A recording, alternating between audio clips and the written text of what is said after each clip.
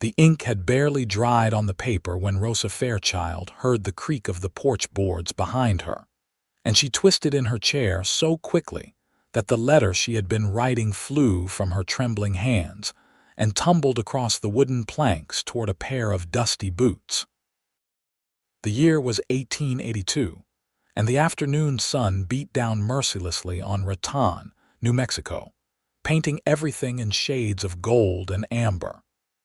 Rosa's heart hammered as she watched a tall stranger bend down to retrieve her most private thoughts, words she had never intended for any living soul to read. The cowboy straightened, his eyes scanning the page before she could snatch it away. He was perhaps 25 years old, with sun-darkened skin and eyes the color of whiskey in firelight. A worn hat shadowed his angular face, and trail dust covered his clothes, suggesting he had ridden hard to reach town. Rosa felt heat flood her cheeks that had nothing to do with the New Mexico sun as she watched him read her confession. Her longing, her heartbreak poured out in careful script. "Please," she whispered, reaching for the letter with shaking fingers. "That is private." But the cowboy's expression had softened as he read, something almost tender crossing his features. When he finally looked up at her, his gaze held understanding rather than mockery. "You were writing this to someone who passed." Rosa's throat tightened. She managed a nod, unable to trust her voice. Thomas had been dead for 3 years, killed in a mining accident up near Elizabethtown. She had been 18 when she lost him, barely more than a girl, and now at 21 she still found herself writing letters to a ghost, pouring out all the things she wished she could say. The cowboy held the letter carefully, as if it were something precious. "My name is Quentin Nash. I have been traveling these territories for 5 years, and I have learned that words left unsaid have a way of haunting a person." He paused, his weathered hands gentle on the paper. "I will make sure he gets this one." Rosa stared at him, confused. "But he is gone." "How could you possibly? There is a canyon about 2 days' ride from here," Quentin said quietly. "The Apache who live in these parts believe it is a place where the boundary between this world and the next grows thin. They leave offerings for their dead, messages, prayers. I have been there myself to speak to my brother." His voice caught slightly on that last word. "If you trust me with this letter, I will take it there. I will read it to the wind and the stones, and maybe something of your words will reach him." The offer was so unexpected, so strange, and yet so genuinely made that Rosa found tears pricking at her eyes. She had kept her grief private for so long, bottled up inside where it festered and ached. Her father, Abraham Fairchild, owned the general store in town and expected his daughter to maintain proper decorum at all times. Writing letters to the dead would have seemed like madness to him, weakness that should be overcome through prayer and hard work. "Why would you do such a thing for a stranger?" Rosa asked, her voice barely above a whisper. Quentin looked down at the letter again, and something in his expression suggested he understood grief intimately. "Because I know what it means to lose someone. Because I know what it costs to keep pain locked inside, and because I can see in your eyes that you need this." Rosa studied him more carefully now. He was tall and lean, with the kind of strength that came from years of hard living rather than excess. His hands were calloused and scarred, but they held her letter with surprising gentleness. There was something in his bearing that suggested both wildness and restraint, like a storm held barely in check. "I do not even know you," she said, but even as the words left her lips, she felt something shift inside her chest, like a door long locked beginning to open. "Then let me prove I am worth knowing." Quentin folded the letter carefully and tucked it into his vest pocket, close to his heart. "I have business in Raton that will take me a few days to complete. When I am finished, I will ride to the canyon. But if you would allow it, I would like to call on you tomorrow evening. You could tell me about Thomas, about the man you loved, so that when I deliver your words, I can do so with proper understanding." The request was unusual but somehow not improper. Rosa found herself nodding before she fully realized what she was agreeing to. "We live above the general store on Main Street. My father will want to meet you if you are calling on me, as he should." Quentin tipped his hat to her, a gesture that managed to be both courtly and natural. "Until tomorrow evening, Miss Fairchild." He turned and walked away, his stride long and confident, and Rosa remained standing on the porch watching until he disappeared around the corner. Only then did she realize she had not asked him what business brought him to Raton, or where he had come from, or any of the sensible questions a young woman should ask before allowing a stranger to take possession of her most intimate thoughts. But something about Quentin Nash had felt right, in a way Rosa could not quite explain. As if fate itself had blown that letter from her hands into his. That evening, Rosa's father noticed her distraction as they prepared supper together in the small kitchen above the store. Abraham Fairchild was a practical man in his early 50s, with gray threading through his dark hair and deep lines around his eyes from years of squinting at ledgers and inventory lists. He had raised Rosa alone after her mother died in childbirth when Rosa was just 7 years old, and he was protective of his only surviving child. "You have been quiet tonight," Abraham observed as he sliced bread. "Is something troubling you?" Rosa stirred the pot of beans, debating how much to tell him. "A man will be calling on me tomorrow evening. His name is Quentin Nash. I met him this afternoon." Abraham's knife paused mid-slice. "Quentin Nash. I know that name. He was in the store earlier today, asking about land for sale in the area. Paid for his purchases in gold coin and seemed respectful enough. He studied his daughter's face. How did you meet him?" "He found something I had dropped," Rosa said carefully. "And he offered to return it to its proper place." It was not quite a lie, but it was not quite the truth either. Abraham seemed to sense there was more to the story, but he also knew his daughter well enough not to press too hard. Rosa had always been a private person, even more so since Thomas's death. "I will want to speak with him before he takes you anywhere," Abraham said finally. "A man should state his intentions clearly when calling on a young woman." "Of course, Papa." Rosa felt a flutter of anxiety in her stomach. What were Quentin's intentions? Was this truly just an act of kindness from one grieving soul to another, or was there something more to his offer? That night, Rosa lay awake in her narrow bed, listening to the sounds of the town settling into darkness. Raton was growing quickly, fed by the railroad that had arrived just a few years earlier. The streets that had once been dusty tracks were now busy thoroughfares, and new buildings seemed to spring up every month. It was a town in transition, caught between the old ways of the frontier and the new ways of progress. Rosa herself felt caught between worlds. Part of her remained frozen at 18, forever grieving for the boy she had loved, the future they would never share. But another part of her, a part she had tried hard to ignore, wanted to move forward, to feel alive again, to experience all the things she had denied herself out of loyalty to a memory. Quentin Nash had somehow awakened that buried part of her, simply by being willing to witness her grief rather than turning away from it. The next day passed with agonizing slowness. Rosa helped her father in the store, measuring out flour and sugar for customers, restocking shelves, making conversation with the townspeople who came through. Mrs. Chen, who ran the boarding house, wanted to gossip about the new schoolteacher. Mr. O'Brien needed supplies for his cattle ranch.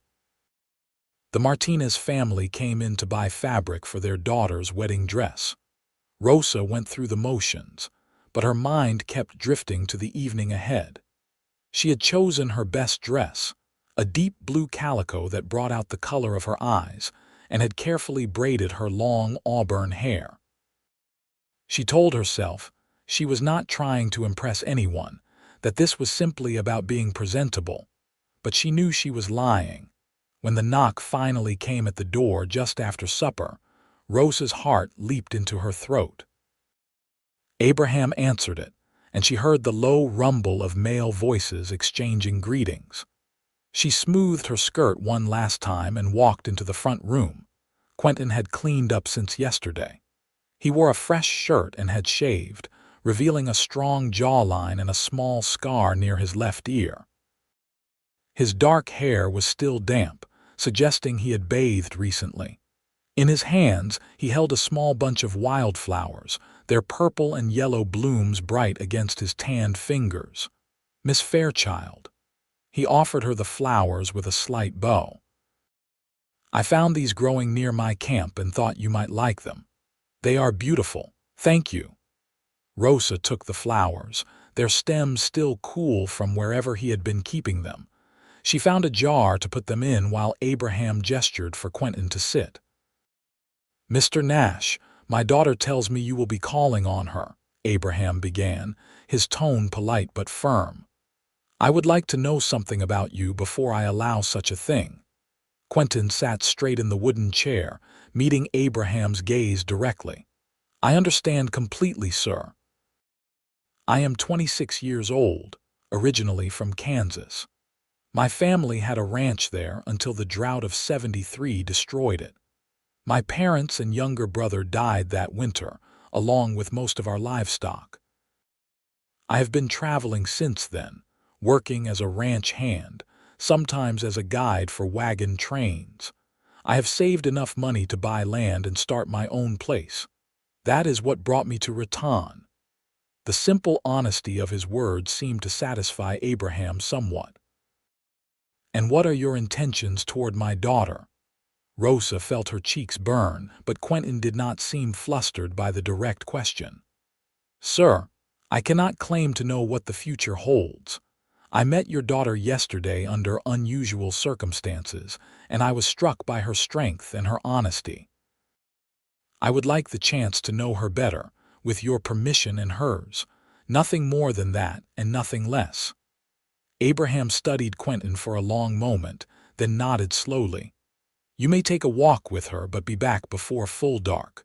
Rosa is all I have in this world, Mr. Nash. I will not see her hurt. I would not dream of hurting her, sir." Rosa fetched her shawl, and soon she and Quentin were walking down the dusty street as the evening painted the sky in shades of pink and orange. The air had cooled slightly with the setting sun, though the ground still radiated the day's heat. They walked in silence for a few minutes, passing the saloon where piano music drifted out into the street, then the church with its simple wooden cross, then the row of small houses where families were settling in for the night. Finally, Quentin spoke. "Tell me about him, about Thomas." Rosa felt the familiar ache in her chest, but this time it was softer somehow, less sharp. "We grew up together. His father worked in the mines and his mother took in sewing. Thomas had dreams of striking it rich, of finding a vein of gold that would let us buy a ranch of our own. He was always so full of hope, so certain that good things were just around the corner. How did it happen, a collapse in the mine? They said it was quick, that he would not have suffered much." Rosa's voice caught. "But I think about him in those last moments, in the darkness, and I cannot bear it. I was supposed to marry him that spring.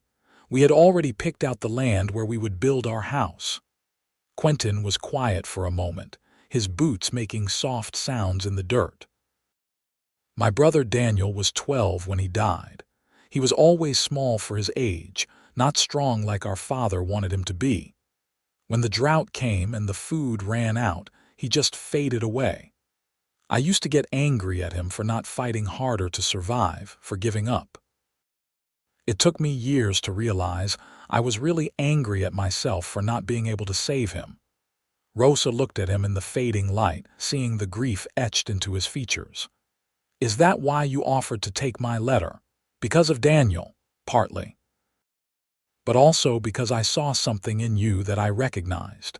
A kind of frozenness, like you have been holding your breath for 3 years waiting for permission to exhale." He stopped walking and turned to face her. "I know that feeling. I know what it is like to build walls around your heart because letting yourself feel seems too dangerous. And have you found a way past those walls?" "I am trying." Quentin's gaze held hers, and Rosa felt something electric pass between them, a recognition that went deeper than words. "Meeting you yesterday, I felt something shift. Like maybe there is a reason I ended up in Rattan at this particular time."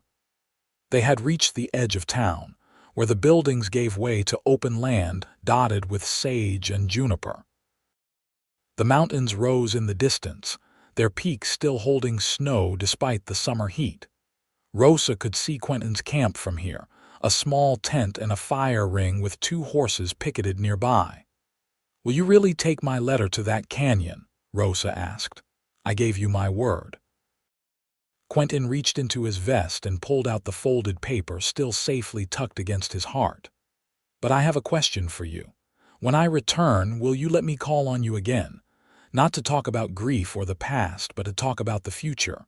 Rosa's breath caught. The future. It seemed like such a strange concept, something she had stopped believing in the day Thomas died.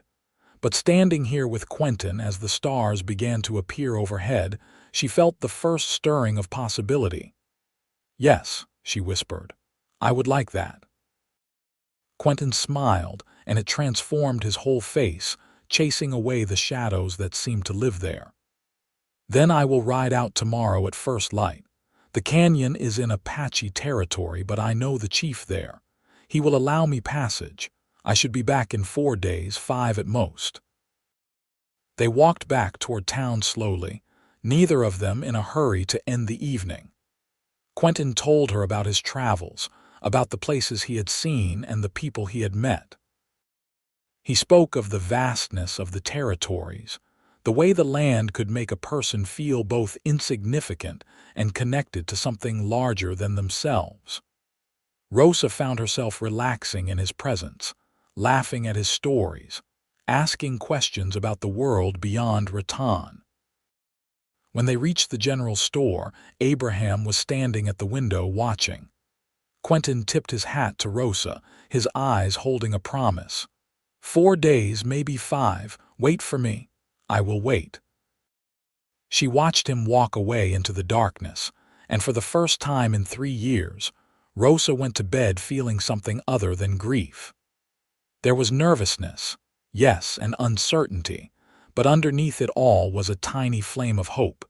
True to his word, Quentin was gone when Rosa woke the next morning. She asked around town and learned he had ridden out just after dawn, headed northeast toward the mountains. The days that followed were strange. Rosa found herself thinking about Quentin constantly, wondering where he was, what he was doing, whether he was safe. She tried to tell herself she was just concerned about her letter, but she knew that was not the whole truth. On the 3rd day, a summer storm rolled in, turning the sky black and unleashing torrents of rain that turned the streets into rivers of mud. Rosa stood at the window above the store, watching lightning crack the sky, and worried. Quentin was out there somewhere in this weather, exposed to the elements. Abraham noticed her anxiety. "The man seemed capable. I am sure he knows how to weather a storm." "I know, I just—" Rosa trailed off, not sure how to explain the strange connection she felt to someone she barely knew. "You care for him," Abraham said quietly. "I can see it." Rosa turned to look at her father, surprised. "Is that foolish? He is practically a stranger." Sometimes the heart knows things the head has not yet figured out. Abraham came to stand beside her at the window. "I knew I would marry your mother the first time I saw her. She was standing in front of the mercantile in St. Louis, arguing with the owner about the price of ribbon, and something about the fire in her eyes just captured me completely. We were married 3 months later. I did not know that, Rosa said softly. Abraham rarely spoke of her mother. I loved her for 13 years, and then I lost her. The grief nearly destroyed me. Abraham's voice was rough with old emotion, but I never regretted loving her, not for a single day, and I think she would want you to know that love is always worth the risk, even when it ends in pain. Rosa felt tears sting her eyes. I am afraid, Papa. What if I let myself care for Quentin and something happens to him too? I do not think I could survive that again. Then you would survive it anyway, because that is what we do. We survive and we keep living and we find reasons to hope again. Abraham put his arm around her shoulders. But Rosa, hiding from love is not the same as protecting yourself. It is just another kind of dying. The words settled into Rosa's heart, heavy and true. She had been dying slowly for 3 years, pretending it was loyalty when really it was fear. Fear of being hurt again, fear of betraying Thomas's memory, fear of wanting something for herself. The storm passed, and the 4th day came and went with no sign of Quentin. Rosa tried not to worry, but by the evening of the 5th day she was pacing the floor, imagining all sorts of disasters. What if he had been thrown from his horse? What if he had encountered bandits or hostile Apache? What if he had simply decided not to come back at all, just as the sun was setting, painting the wet streets in shades of gold? Rosa heard the sound of hoofbeats. She rushed to the window and saw Quentin riding into town, his horse moving slowly, both of them looking exhausted and mud splattered. Relief flooded through her so powerfully that her knees went weak. She grabbed her shawl and hurried downstairs, not even bothering to check her appearance. Quentin was dismounting in front of the livery stable when she reached him, and the smile that lit his face when he saw her made her heart stutter. "You came back," Rosa breathed. "I told you I would." Quentin's voice was hoarse, as if he had been riding hard. "The storm slowed me down, but I made it to the canyon. I delivered your letter." Rosa felt something in her chest simultaneously break and heal. "Tell me about it, please. Let me get my horse settled and clean up. Then I will come to you and tell you everything." An hour later, they sat on the porch behind the general store, the same place where Rosa had been writing her letter 6 days ago. It felt like a lifetime had passed since then. Quentin had bathed and changed, though he still looked weary. In his hands, he held a small leather pouch. "The canyon is sacred to the Apache," he began. "They call it the place of whispers. The walls are red stone, carved by wind and water over countless years, and when the breeze moves through it, it sounds like voices. I camped there for a full day, waiting for the right moment." "What makes a moment right?" Rosa asked softly. "You know it when it happens. There is a stillness, a sense of presence. I felt it at sunset on the 2nd day. Quentin's voice was low, intimate. "I read your letter aloud, every word letting the wind carry them. I told the canyon about Thomas, about the man you loved and lost, and then I left an offering, as the Apache do." He opened the leather pouch and pulled out a small stone, smooth and black. "I found this near where I read your letter. The Apache believe stones like this carry the prayers of those who have passed on. I thought you might want to have it." Rosa took the stone, warm from Quentin's hand. It fit perfectly in her palm, solid and real. "Thank you. I cannot tell you what this means to me. You do not have to thank me." Quentin reached out slowly, giving her time to pull away if she wanted to, and took her hand. His calloused fingers were gentle, his touch sending warmth up her arm. "Rosa, I need to be honest with you. I went to that canyon thinking I was doing a favor for a grieving woman. But somewhere between here and there, something changed. I could not stop thinking about you, not just your grief, but your strength. The way you smiled when you thought I was not looking. The sound of your voice when you talk about things that matter to you. Rosa's heart was hammering so hard she was sure Quentin could hear it. What are you saying? I am saying that I want to court you properly. I am saying that I bought a piece of land 5 miles from here, on a creek with good water and grass. I am saying that I want to build something real, something lasting, and I want you to be part of it. Quentin's eyes searched hers, vulnerable in a way she suspected he rarely allowed himself to be. If you will have me. Rosa looked down at their joined hands, then at the black stone she held in her other palm. She thought about Thomas, about the girl she had been when she loved him, about the 3 years she had spent frozen in grief. Then she thought about the woman she was becoming, the one who was learning to hope again. I spent so long thinking that loving Thomas meant never loving anyone else, Rosa said quietly. But maybe the truth is that loving him taught me how to love, and that is a gift I should not waste. You will always love him, Quentin said firmly. I would never ask you to stop. He was part of making you who you are. I just want a chance to be part of who you are becoming. Rosa lifted her eyes to his, and in the fading light she saw her future reflected back at her. Not the future she had planned at 18, but a different one, just as precious, just as real. Yes, she whispered. Yes, I want that too. Quentin's hand tightened on hers, and for a moment they just sat there, letting the significance of the moment settle around them. Then he stood, pulling her gently to her feet. There is something else I want to do with your permission. What is that?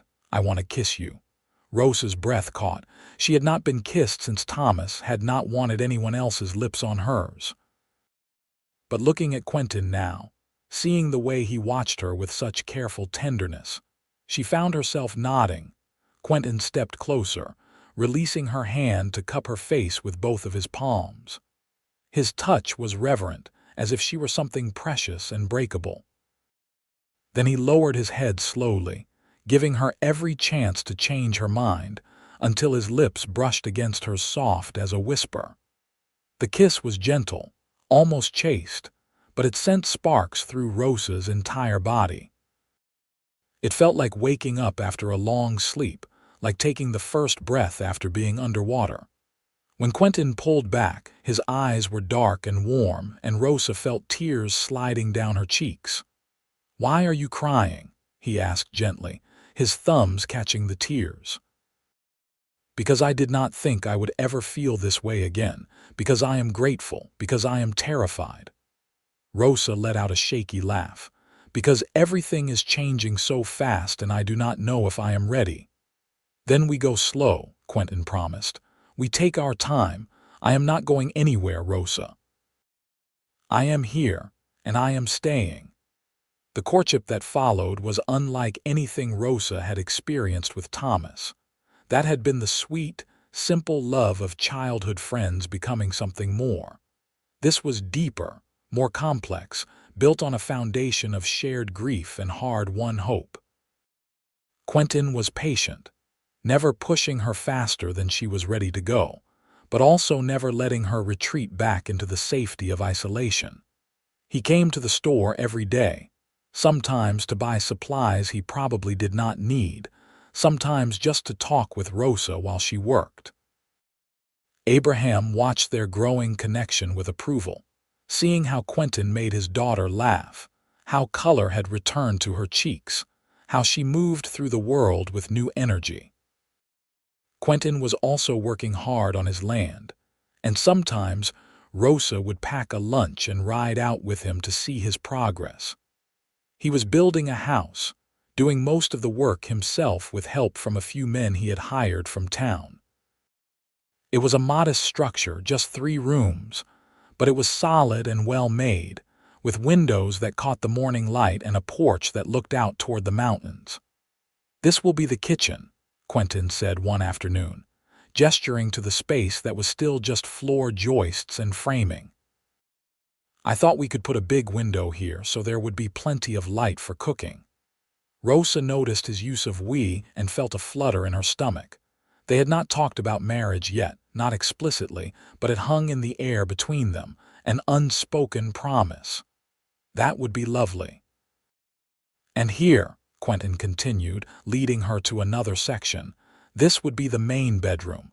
I was thinking we could build a second bedroom in a year or two for when. He trailed off, suddenly looking uncertain. For when we have children, Rosa finished quietly. The idea sent a mix of fear and longing through her. She had always wanted children, had imagined having them with Thomas. But that future was gone, and this was a new one, waiting to be claimed. Quentin turned to face her fully. Rosa, I know we have only been courting for a few weeks. I know this might seem too fast, but I am not a young man with time to waste, and I think you have already wasted too much time on grief. So I am going to ask you straight out, will you marry me?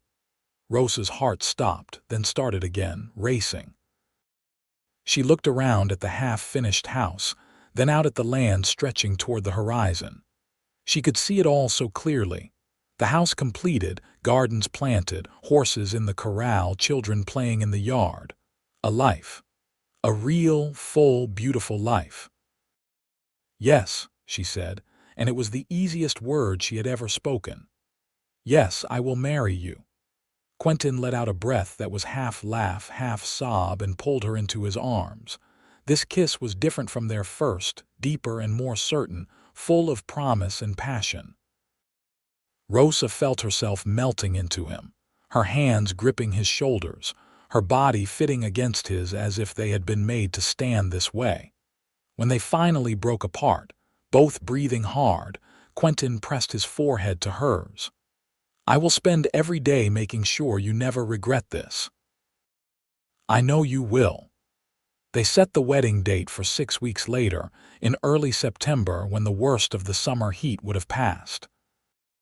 Rosa spent her days helping in the store and preparing for her new life, sewing curtains and pillowcases, collecting recipes from the other women in town, learning all the small domestic skills she would need. The women of Rattan embraced her, delighted to have a wedding to celebrate. Mrs. Chen threw her a small party where the women gathered to give advice and share stories. Marriage is work, Mrs. Martinez said with a knowing smile. But if you have chosen right, it is the best kind of work.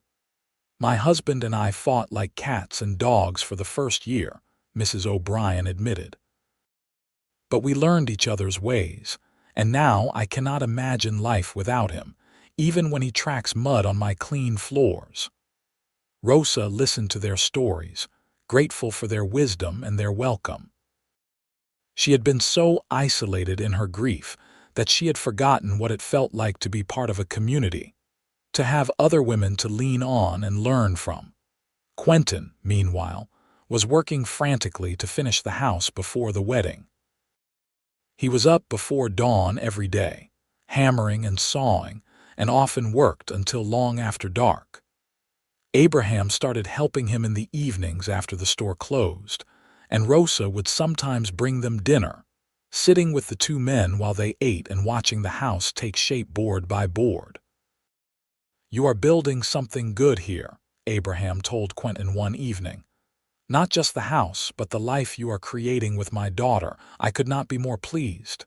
Thank you, sir. That means a great deal to me.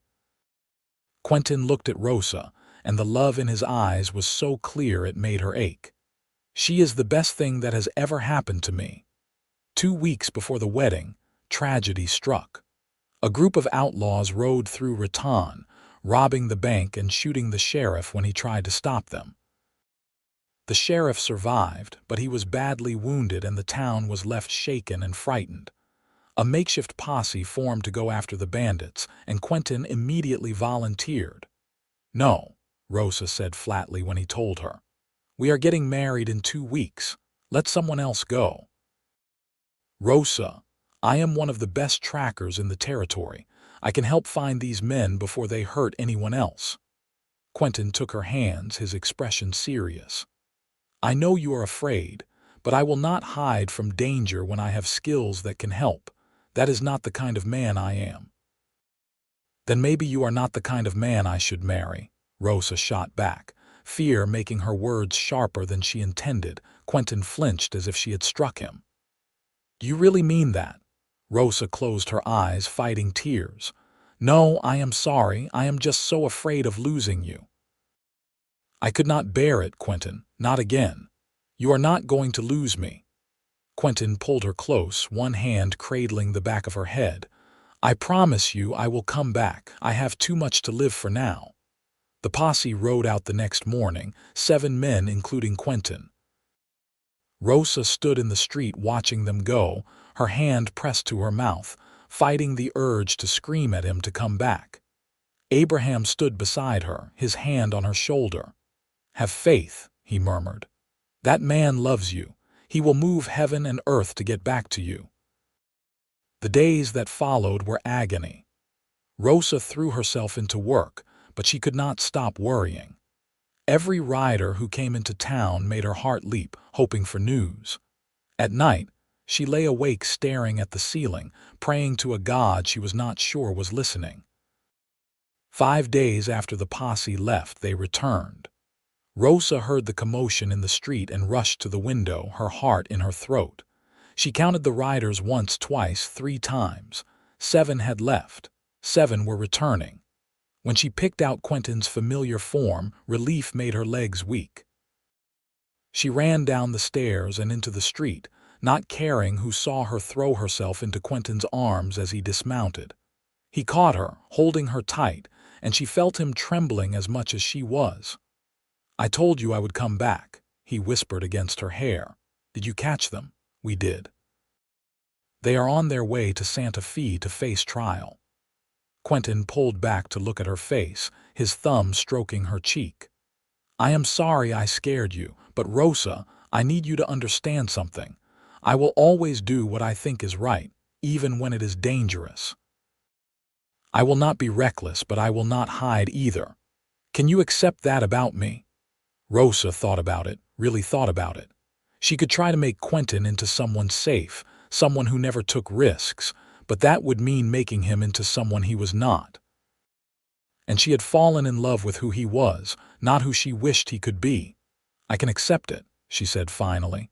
But you have to accept that I will worry, and I will be angry sometimes, and I will probably cry. That seems fair. Quentin smiled, that rare, full smile that transformed his whole face. Now, can we please get back to planning this wedding? I am very eager to make you my wife. The remaining days flew by in a whirl of preparation. The house was finished just 3 days before the wedding, and Rosa moved her belongings out with a mixture of excitement and nervousness. The night before the wedding, following tradition, she stayed with Mrs. Chen at the boarding house while Quentin stayed at the house they would soon share. Rosa could not sleep. She kept thinking about everything that had led her to this moment. Thomas's death, the long years of grief, the afternoon she had been writing a letter that should never have been sent, Quentin's unexpected kindness. It felt like a story, like something that could not possibly be real, and yet it was. Tomorrow she would marry a man she had known for less than 3 months, and somehow that felt exactly right.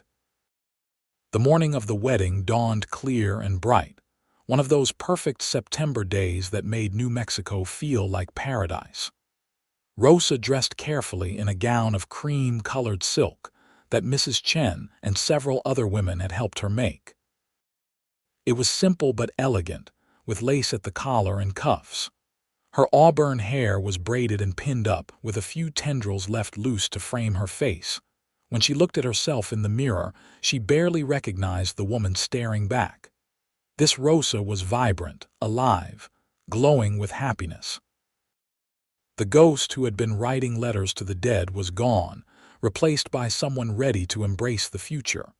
The ceremony was held at the church, with half the town in attendance. Abraham walked Rosa down the aisle, tears shining in his eyes. "Your mother would be so proud of you," he whispered as he placed her hand in Quentin's. Quentin looked devastatingly handsome in a new suit, his dark hair neatly combed, his eyes full of love and promise. As the preacher began the ceremony, Rosa felt a sense of rightness settle over her, like a warm blanket on a cold night. When it came time for the vows, Quentin spoke first. "Rosa, I promise to love you with everything I am. I promise to honor your grief even as I help you find joy.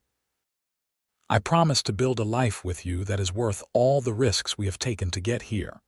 And I promise that every day I will work to deserve the gift of your love." Rosa's voice shook as she gave her own vows. "Quentin, you saved me when I did not even know I needed saving. You saw past my grief to the woman I could be, and you helped me find her again. I promise to love you fiercely and faithfully, to build a home with you, to face whatever comes with courage.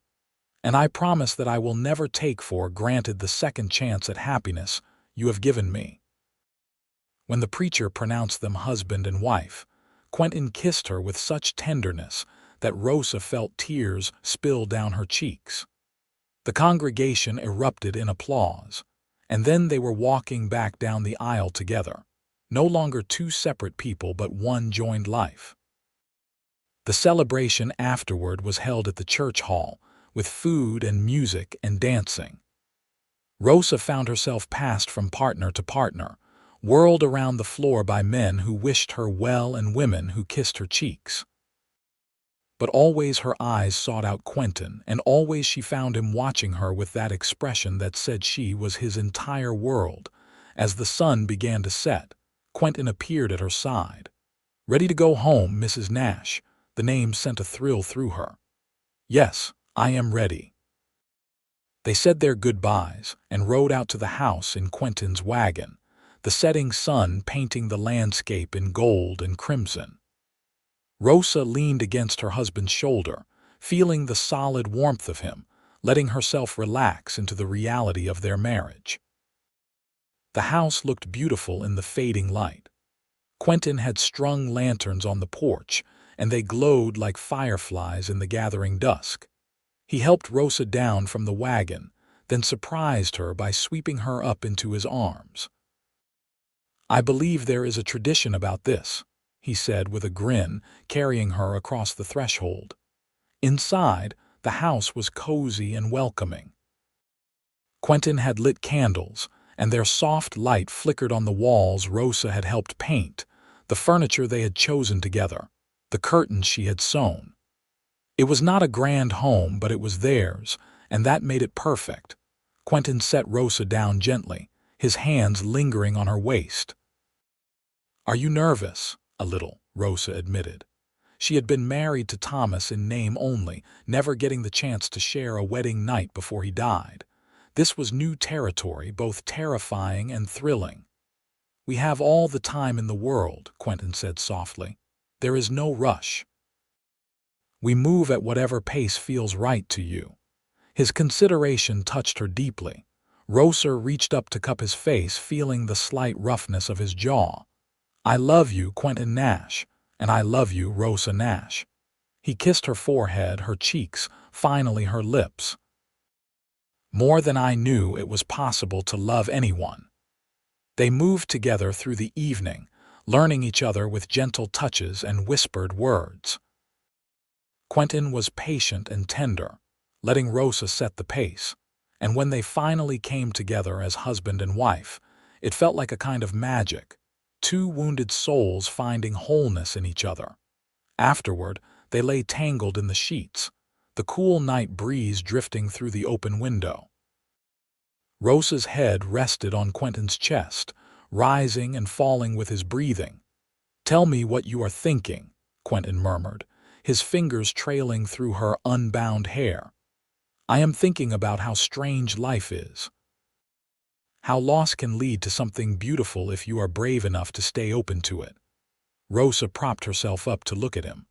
"I am thinking that I am grateful you found that letter." "So am I," Quentin smiled. "Though I suspect there was more than chance involved. Some things are meant to happen." "Do you really believe that?" "I do now."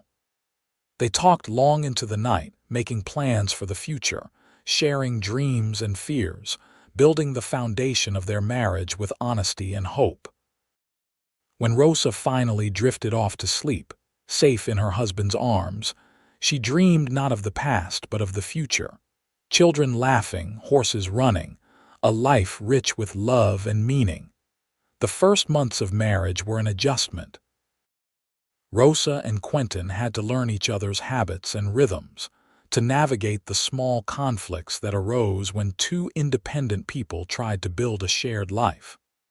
Quentin tended to be quiet in the mornings, needing coffee and silence before he could face the day. Rosa was a talker, processing her thoughts out loud.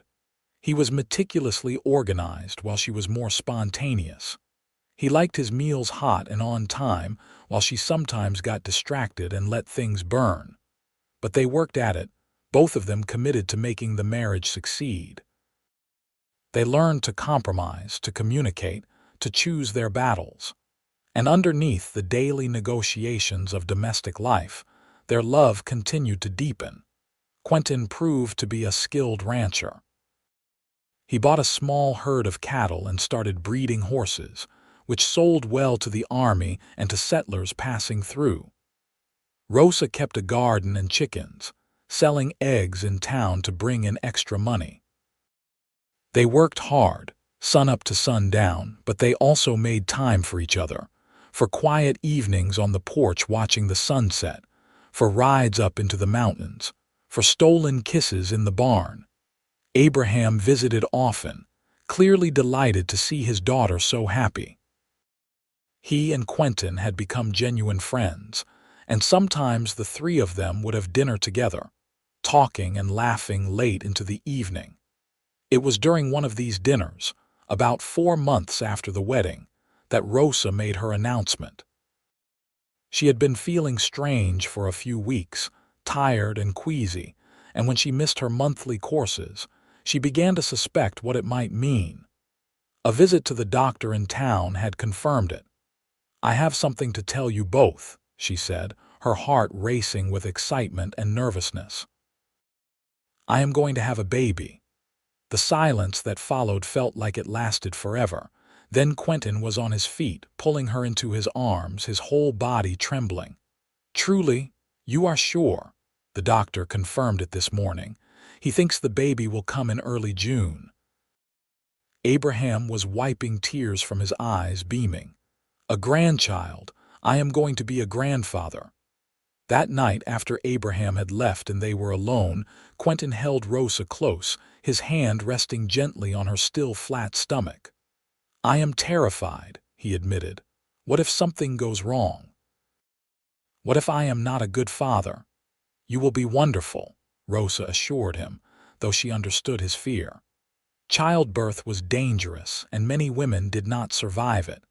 Her own mother had died bringing new life into the world, but she refused to let fear steal the joy of this moment.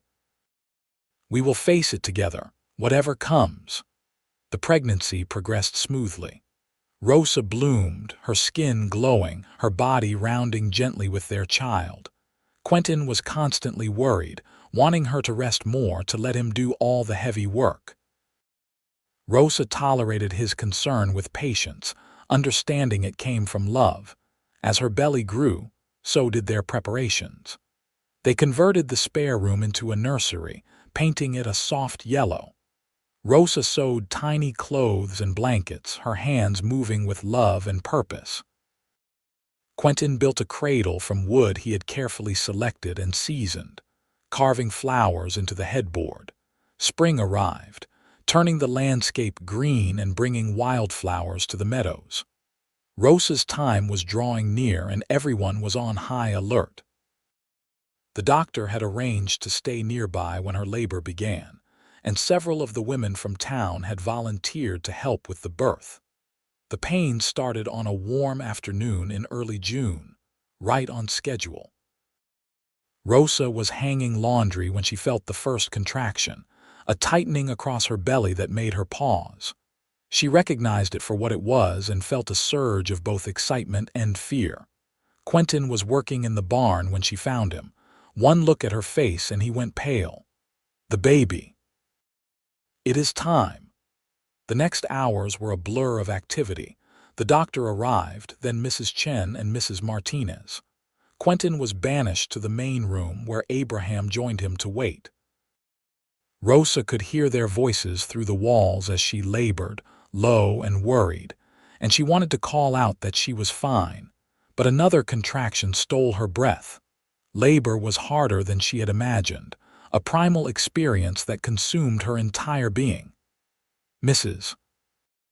Chen held her hand, wiping her forehead with a cool cloth. Mrs. Martinez encouraged her, telling her she was doing well, that it would not be much longer. The doctor monitored her progress, calm and professional. As the sun set outside the window, painting the room in shades of gold and red, Rosa felt the overwhelming urge to push. She bore down with all her strength, guided by the doctor's instructions and the support of the women around her. Pain and pressure built to an almost unbearable intensity, and then suddenly released. A baby's cry filled the room, strong and angry, and Rosa collapsed back against the pillows, tears streaming down her face.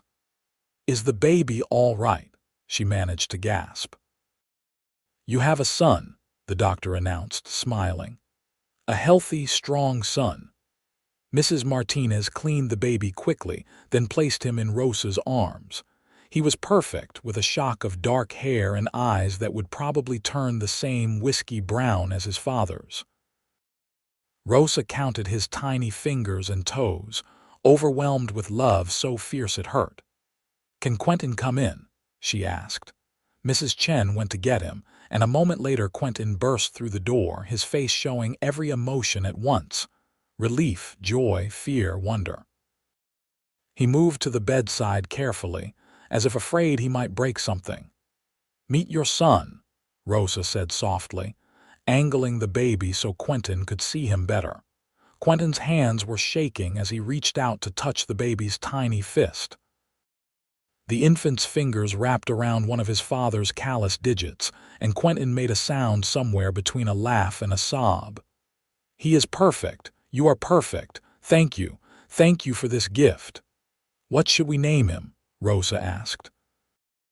They had discussed names but never settled on one definitively. Quentin thought for a moment, his eyes never leaving their son's face. "What about Daniel, after my brother?" Rosa felt tears prick her eyes at the gesture. Quentin rarely spoke of his brother, the grief still too sharp even after all these years. "Daniel Nash. I love it." The doctor checked them both over, pronounced them healthy, and left with instructions for Rosa to rest as much as possible for the next few weeks. The women stayed long enough to help get Rosa comfortable and show Quentin the basics of baby care, then discreetly left the new family alone. Abraham peeked in briefly, tears streaming down his weathered face as he looked at his grandson. "He looks like you did when you were born," he told Rosa. Same serious expression. "Your mother would have loved him." After everyone had gone and night had fully fallen, Rosa and Quentin lay in bed with their son nestled between them. Daniel had fallen asleep after nursing, one tiny fist pressed against his mouth. They watched him breathe, marveling at the miracle of him. "I am so afraid I will not be enough," Quentin whispered, "that I will fail him somehow. You will not. You are already a wonderful father. Look at how he holds your finger." Rosa reached over to touch her husband's face. "We will make mistakes, both of us, but we will love him fiercely, and we will teach him to be kind and strong and true. That is all any child really needs." The first weeks with a newborn were exhausting. Daniel had strong lungs and used them frequently, especially in the middle of the night. Rosa was sore and tired, her body recovering from birth while also adjusting to the demands of nursing. Quentin did everything he could to help, changing diapers, walking the floor with Daniel when he was fussy, taking over all the household chores. Abraham came by nearly every day, eager to see his grandson. The sight of her gruff, practical father cooing over the baby and making silly faces to get him to smile filled Rosa with joy. She was surrounded by love, supported by family, and despite the exhaustion, she had never been happier. As Daniel grew, his personality emerged. He was a serious baby, studying everything with intense focus, rarely smiling but watching the world with keen intelligence. He looked more like Quentin every day, with the same strong features and dark coloring. When Daniel was 6 months old, sitting up and grabbing at everything in reach, Quentin came home one evening with news. "I've been offered a contract to provide horses to the army. It would mean good, steady money, enough to expand the ranch, maybe hire some help." "That is wonderful," Rosa said, jostling Daniel on her hip. "You have worked so hard for this. It would mean I would need to make trips to deliver the horses, sometimes being gone for a week or more. I do not want to leave you and Daniel that long, but the money." Rosa understood the conflict. They were doing well enough, but life on a ranch was never entirely secure. One bad season, one disaster could wipe them out. This contract could give them real stability. "We will manage. Daniel and I will be fine, and you will always come back to us." Quentin crossed the room and wrapped his arms around both of them, careful of the baby between them. "I am the luckiest man alive. You know that, do you not?" "I know. And I am the luckiest woman." The pattern of their lives settled into a rhythm. Quentin worked the ranch and made his deliveries, sometimes being gone for a week, but always returning with stories and gifts. Rosa managed the household and cared for Daniel, who grew from a serious baby into a thoughtful toddler. Abraham remained a constant presence, teaching his grandson to count and showing him pictures in books. 2 years after Daniel was born, Rosa found herself pregnant again. This pregnancy was harder than the first, with more sickness and exhaustion. But when their second son was born in the spring of Daniel's 3rd year, Rosa felt the same overwhelming rush of love. They named him Thomas, finally honoring the boy Rosa had loved first, and Quentin never showed even a flicker of jealousy over the name. Thomas was everything Daniel was not: loud, cheerful, constantly moving. He smiled at everyone and slept through the night from early on. The two brothers were different as could be, but they adored each other, and watching them play together filled Rosa and Quentin with pride. Life was full and rich, and sometimes chaotic. The ranch prospered, allowing them to expand the house, adding 2 more bedrooms and a proper dining room. They hired a young man named Jimmy to help with the cattle, and Rosa took on a girl from town to help with the housework and children. Abraham's health began to fail when Daniel was 5 and Thomas was 2, and he moved into their home so Rosa could care for him. "I do not want to be a burden," Abraham protested weakly from his bed. "You could never be a burden, Papa. You cared for me my whole life. Let me return the favor." Rosa held his weathered hand, seeing how frail he had become. The doctor said it was his heart, weakening with age, and there was nothing to be done but make him comfortable. Abraham lived long enough to see Daniel start school, and Thomas learned to ride a pony. He died peacefully one autumn evening with Rosa and Quentin at his bedside, his last words a whispered, "I am so proud of you, my girl." Rosa grieved, but it was a different grief than she had felt for Thomas or even for her mother. This was the natural order of things, a life well lived coming to its close. She missed her father terribly, but she did not feel cheated or angry. He had lived to see her happy, to know his grandchildren, to experience the peace of a life fully lived. The years continued to pass. Daniel grew into a lanky boy with his father's quiet intensity, more interested in books than ranching but learning the work anyway.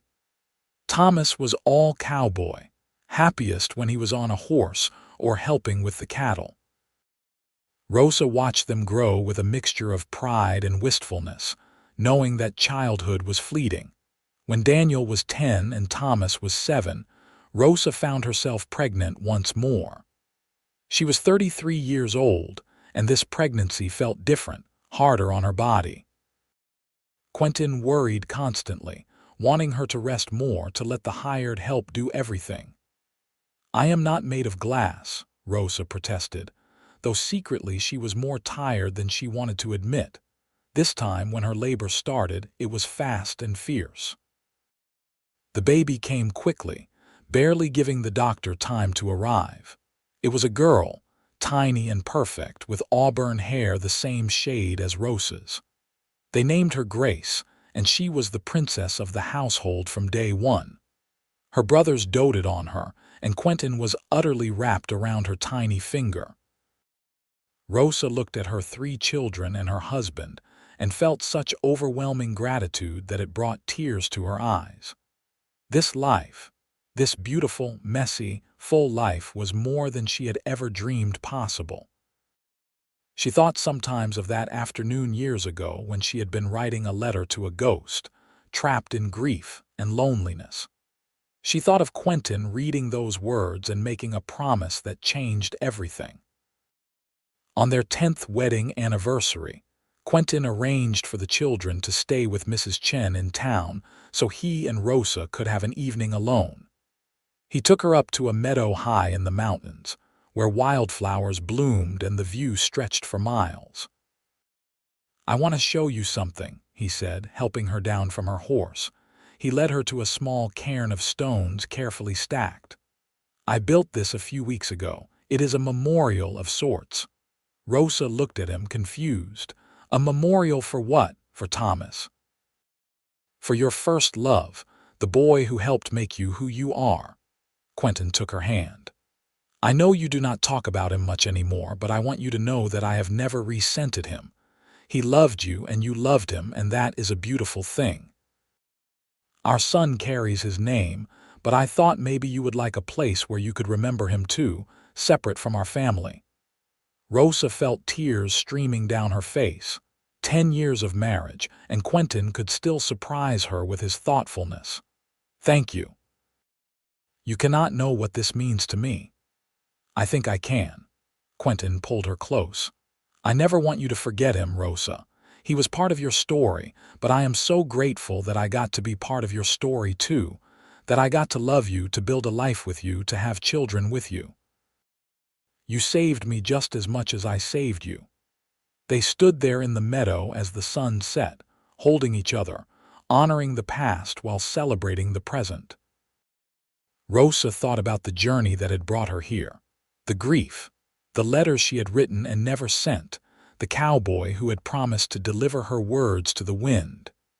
She thought about how love was not a finite resource, how you could honor one love while fully embracing another. "I love you," she told Quentin, the words feeling both familiar and fresh. "Thank you for reading my letter that day. Thank you for seeing me when I could not see myself. Thank you for being patient with my grief and brave enough to love me anyway." "Always," Quentin promised, kissing her forehead. "I will always love you, Rosa Nash, in this life and whatever comes after." They rode back down the mountain as darkness fell, stars beginning to appear overhead. When they reached home, Mrs. Chen had already brought the children back, and the house was full of noise and life. Daniel was reading by lamplight, too absorbed in his book to notice them arrive. Thomas was building something with blocks, creating elaborate structures only to knock them down again. Grace was fighting sleep, her eyes drooping even as she insisted she was not tired. Rosa and Quentin moved through the evening rituals, getting the children to bed, cleaning up the day's messes, checking that the animals were settled for the night. It was ordinary, routine, the simple work of a family life. But to Rosa, it felt like a miracle. Later, lying in bed with Quentin's arm around her, listening to the night sounds of their ranch, Rosa thought about how she would write a different letter now if she were writing to Thomas.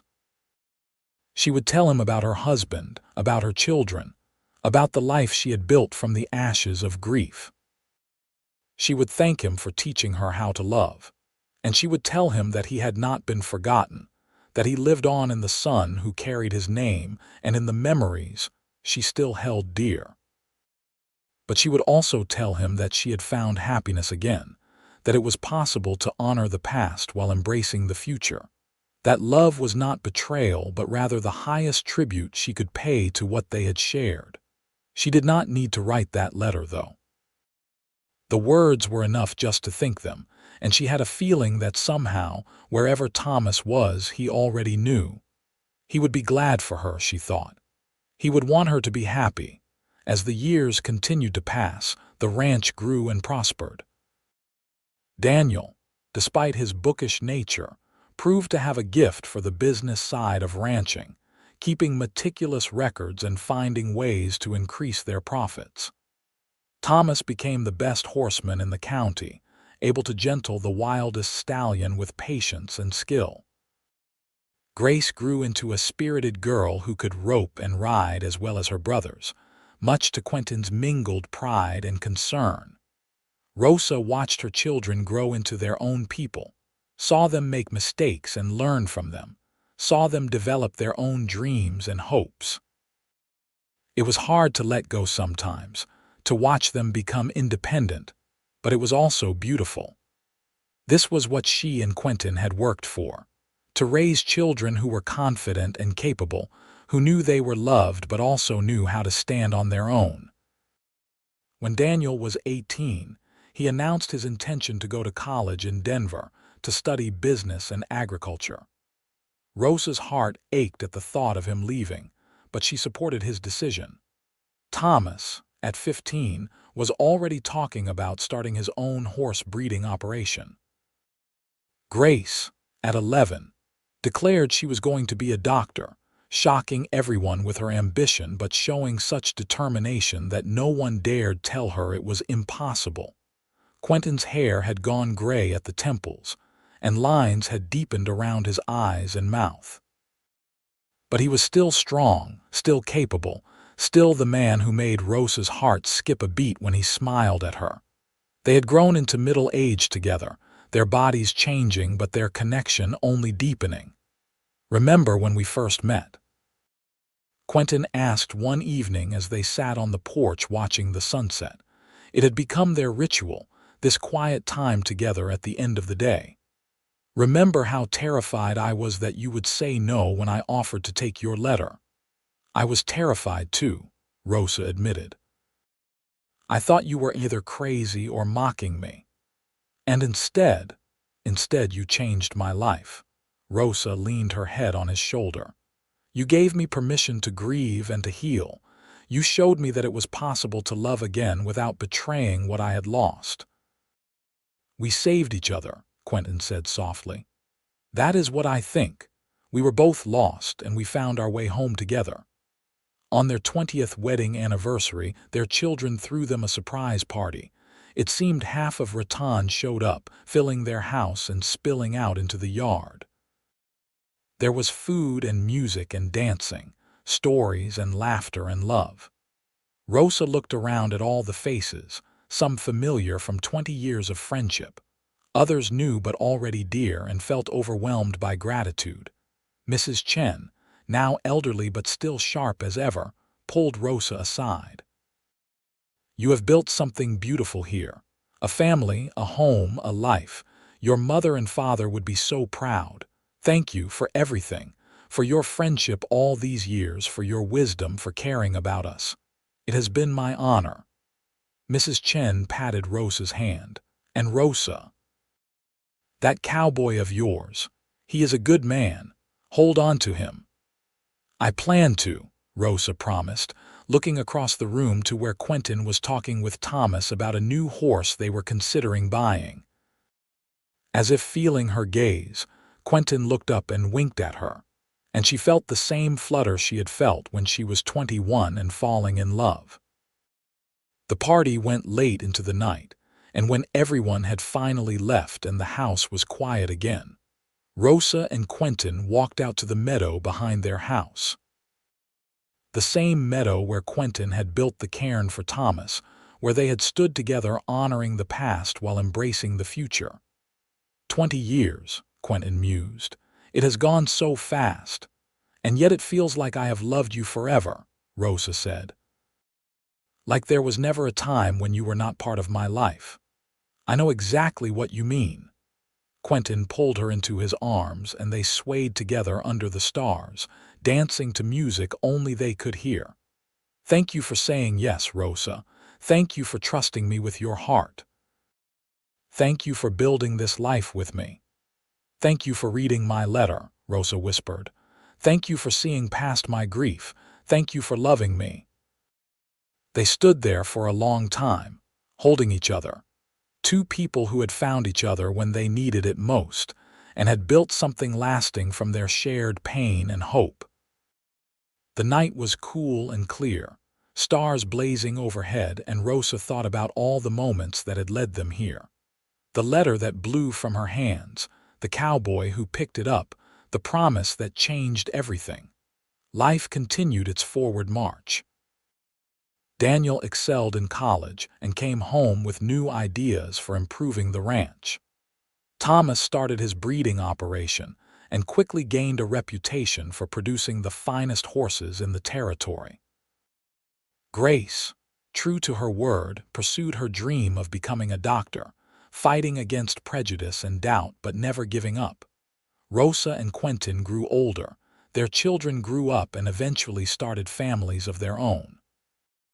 The ranch house that had once seemed almost too large now felt too small when everyone came to visit, full of grandchildren and noise and joy.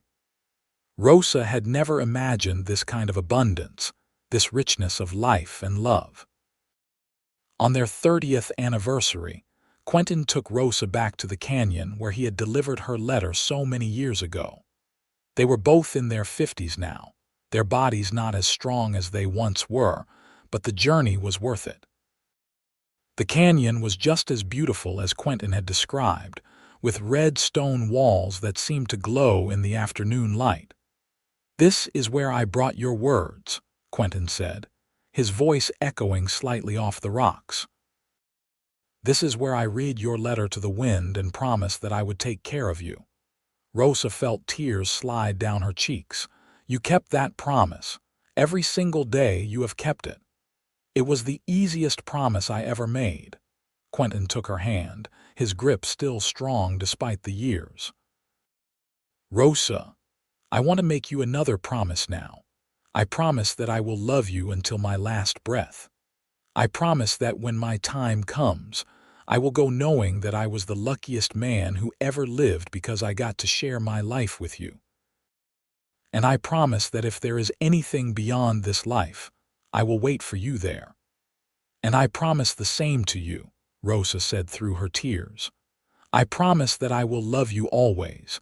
I promise that I will never regret a single moment of our life together. And I promise that my last thought, when my time comes, will be of you." They stayed in the canyon for hours, talking and remembering, honoring not just the past but all the years that had brought them to this moment. When they finally left, Rosa took one last look back, feeling a sense of completion, of a circle finally fully drawn. The years that remained were precious. Rosa and Quentin watched their grandchildren grow, passing on stories and wisdom, teaching them about hard work and love and loyalty. They celebrated birthdays and holidays, weathered losses and disappointments, rejoiced in victories and new beginnings. When Quentin was 62, he had a stroke that left him weakened on his left side. He had to give up most of the heavy ranch work, turning it over to Thomas and Daniel, though he still insisted on doing what he could. Rosa cared for him patiently, just as he had cared for her through 3 pregnancies and countless illnesses over the years. "I am sorry," Quentin said one evening as Rosa helped him button his shirt, his left hand not quite working properly. "I am sorry I am not the man I used to be."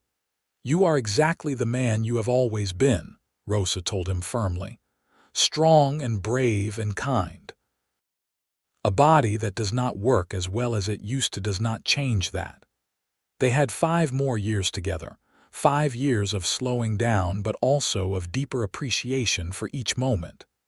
They sat on the porch more, watching the sunsets, holding hands like young lovers. They told their grandchildren stories about the old days, about how the West used to be, about the love that had brought their family into being. Rosa was 58 when Quentin died, quietly in his sleep one autumn night with her lying beside him. She woke to find him still and peaceful, and though the grief was sharp and terrible, there was also gratitude. They had been granted 36 years together, years full of love and meaning. He had kept his promise, loving her until his last breath. The funeral was huge, with people coming from all over to pay their respects. Quentin had touched many lives, had been known for his integrity and his kindness. But Rosa knew that his greatest legacy was the family they had built together, the children and grandchildren who carried on his values and his love. Rosa lived another 15 years after Quentin died, surrounded by family, watching her grandchildren grow and her great-grandchildren be born. She stayed in the house they had built together, refusing all suggestions that she move to town or in with one of her children. This was her home, filled with memories of Quentin, and she wanted to be here. She was 73, sitting on the porch watching the sunset as she had done for over 50 years, when she felt a sudden pain in her chest. She knew immediately what it was, knew that her time had come. But she was not afraid. Instead, she felt a sense of peace, of completion. Her last thought, as she had promised so long ago, was of Quentin, of his smile, his weathered hands, his voice saying her name, of the life they had built from grief and hope, of the love that had saved them both. Daniel found her the next morning, still sitting in her chair, a small smile on her face. When they went through her things afterward, they found letters, dozens of them, carefully preserved in a wooden box. Some were written in a young girl's hand, full of grief for a boy named Thomas. Others were in a more mature script, recording the daily joys and struggles of a life well lived. And the last letter, written just days before she died, was addressed to Quentin. It read, "My dearest love, I am old now, and I know my time is short. I wanted to write you one last letter, to tell you all the things I never said enough when you were alive. Thank you. Thank you for picking up my letter that day. Thank you for seeing me when I could not see myself. Thank you for every kiss, every laugh, every moment of joy we shared. Thank you for our children, our grandchildren, our life together. I am not afraid to die because I know I will see you again. Whatever lies beyond this life, I believe you will be there waiting for me, just as you promised. And this time when we meet, it will be forever. I love you. I have always loved you. I will always love you." Your Rosa Grace kept the letter, along with all the others, and passed them down to her own children along with the story of how her parents met, how love bloomed from grief, how a cowboy kept a promise that changed everything.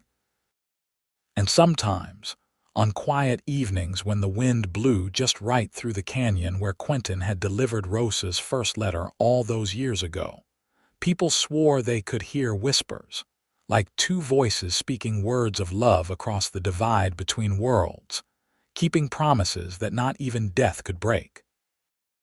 The ranch remained in the family for generations, and the story of Rosa and Quentin became part of its legend, told and retold around fires and dinner tables. It was a story about loss and healing, about second chances and lasting love, about how sometimes the most broken people can help each other become whole. But most of all, it was a story about a letter that was never meant to be sent, a cowboy who promised to deliver it anyway, and the love that grew from that one moment of unexpected grace on a hot afternoon in Raton, New Mexico, in the summer of 1882.